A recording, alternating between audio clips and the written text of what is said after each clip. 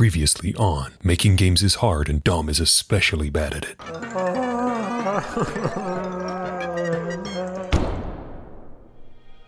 Hi everyone, it's already 3 months since we hosted the 2021 Community Dojam right here on this channel. It was so much fun and I was blown away by everyone's incredible creations. And despite the fact that I failed utterly at building a functional game, check out my previous devlog if you haven't seen it already, it taught me so much about the potential pitfalls of game development on a time limit, and in the end, it was a really positive experience.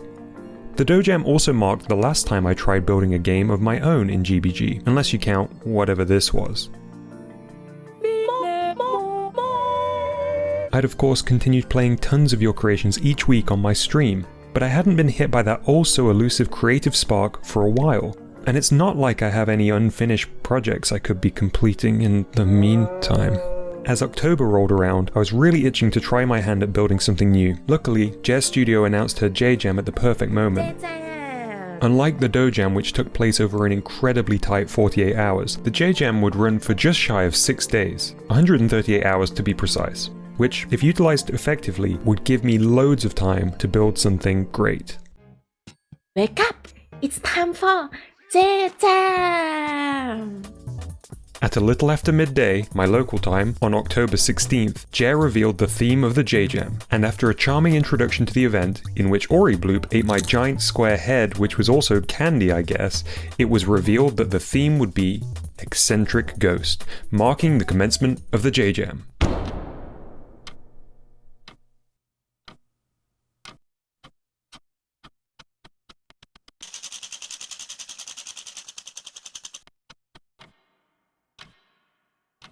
Horrorflix asks, am I going to make a J-Jam game? Yeah, that's the plan. Ingo says, I should really get started on my J-Jam game. Yeah.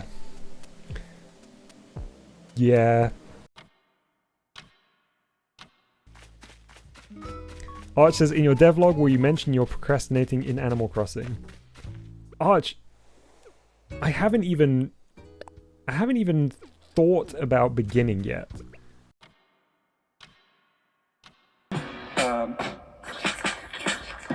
Let me continue. Quote, the light travels from this planet to the astronaut's eye. Oh my god! Due to circumstances that were, as you can see from those clips, clearly out of my control, I'd burnt through the first 4 days of the jam, leaving me with a little over a Dojam's worth of time to start and finish my game. I'd learnt the hard way last time that, at least for me, 48 hours isn't a generous window to make a game. With the anxiety of getting started now being outweighed by the anxiety of not finishing in time, I grabbed a pen and paper and started planning. Okay, alright, I'm sitting down to start work on my J-Jam game. The mistake from last time was that I started with a vague premise, but I didn't really know what the gameplay would be. So this time, it's really important that I get the actual mechanics themselves down first of all.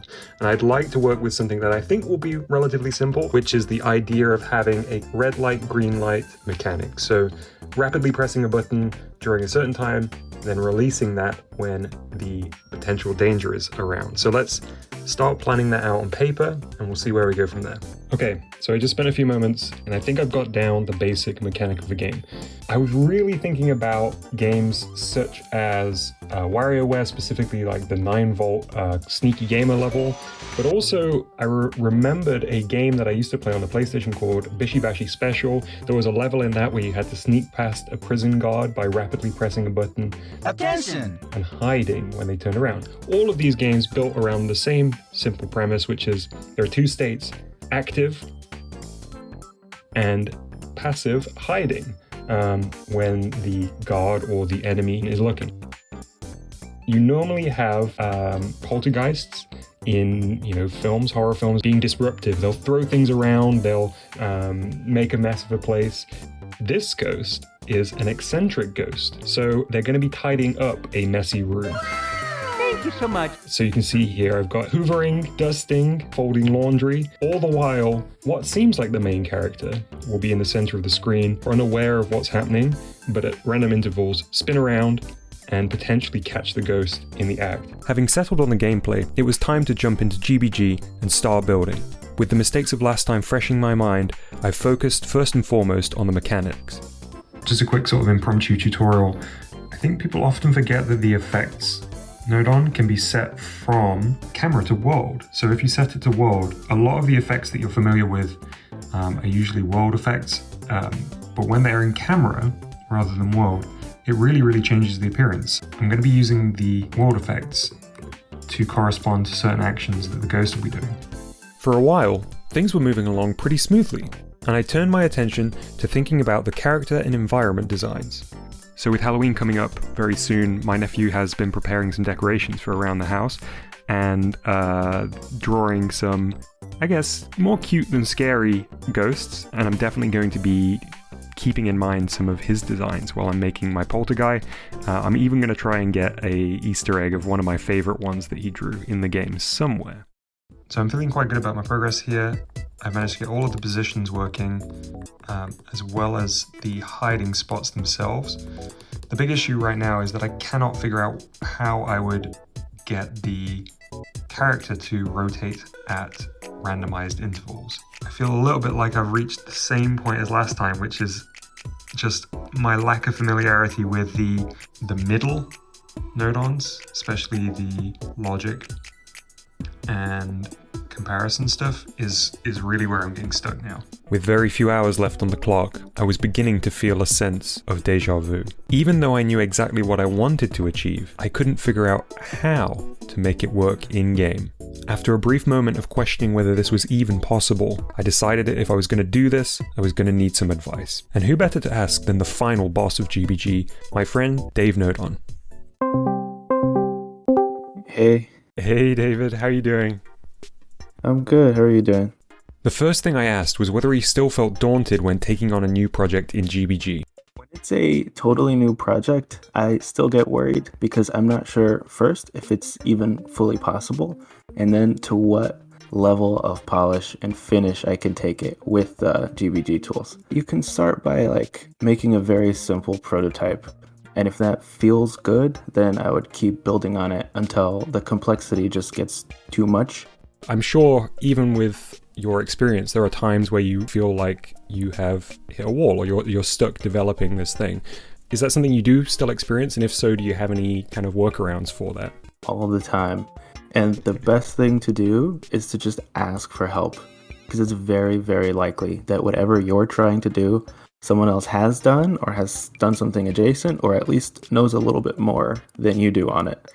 And it's much better than just continuing to budge up against this wall. With Dave Nodon's words of encouragement pushing me forward, it was time to draw from the wealth of GBG knowledge available in the Video Dojo community Discord. I put out a call for help, and within minutes of asking, the issue that had been plaguing me for hours was being reverse engineered by multiple talented and extremely generous builders from the community. Mr. O, Voxy, if you're watching, thank you so much. You are lifesavers. However, there was still a slight problem. Even with all their help, I was cutting it extremely fine. Again. But with that pretty major obstacle removed, I was able to get a prototype together just in time. Sure, it wasn't everything I'd hoped, but maybe it was enough of a proof of concept to submit for the jam. —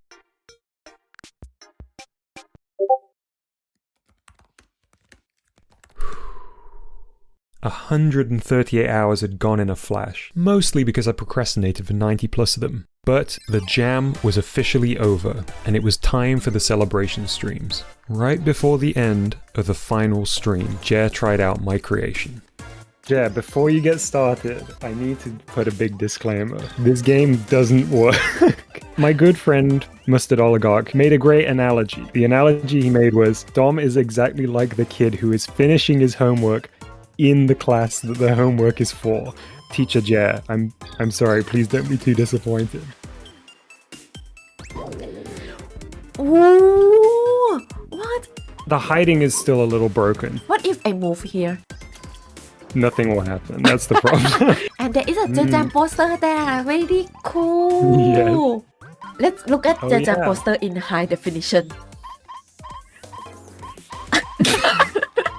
To hide them. My plan is to try to get this finished pretty soon. Kool-Aid just sent the perfect comment. Kool-Aid says, try to finish? Dom, since when were you a comedian? Yeah. Wow, the Jer Jam's over. That was awesome. Such a cool event. It's always so nice to see everybody's amazing creations. I was just watching back through and there's so many lovely comments about my creation despite its deficiencies. I'm definitely motivated to finish this. I want to make sure this works, and I don't think I'm that far off it. So while it's still fresh in my mind, I'm going to keep working away at it. Oh, hang on. All right, sorry about that. There was a knock at my door and this weird chewed up note.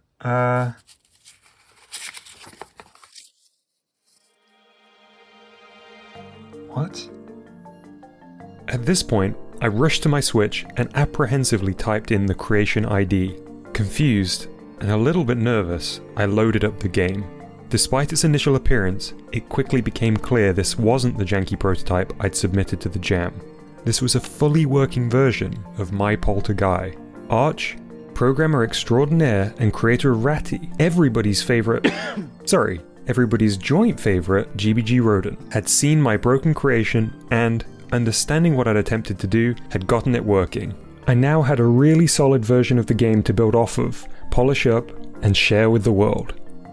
At the end of my last devlog, I talked about how it's good to aim high and challenge yourself in your creative endeavors, because even if it ends up a total disaster, you're guaranteed to learn so much along the way. That lesson from before certainly held true again, but beyond that, there were two new and just as important reminders this time around. Number 1, acknowledge when you're procrastinating. I promise you'll feel better once you get started. And 2, this project highlighted just how special this community really is, and how the sharing of our collective knowledge is so integral to the elevation of everybody's creations in GBG. So many of you stepped forward to offer your time and assistance, and it's thanks to you all that I was able to see my vision through. Without you, it simply wouldn't have been possible. I often reflect back to when Game Builder Garage first released, and it blows my mind how far everyone has come in that time. Thank you all for your encouragement. This is your game. Speaking of which, I almost forgot, the finished version of my Polter-Guy has finally been released. I don't want to spoil anything here though. If you'd like to try it out, there is a link in the description. Why not give it a try and let me know what you think? Thanks so much for making it all the way to the end of my devlog. These are a lot of fun to make, but also take quite a bit of time, so if you enjoyed it, I'd really appreciate a thumbs up. And if you're not already, why not subscribe to my channel? I'd also like to say a super special thanks to my premium channel members, Pegasi X Uwu, Dave Nodon, Abe Stasiak, Hyperion Link, Mr. Decina, Holly Black, Kool-Aid Ak, and a random cube. If you'd like to become a channel member too, simply click the join button below this video. Until next time, happy building, and bye-bye!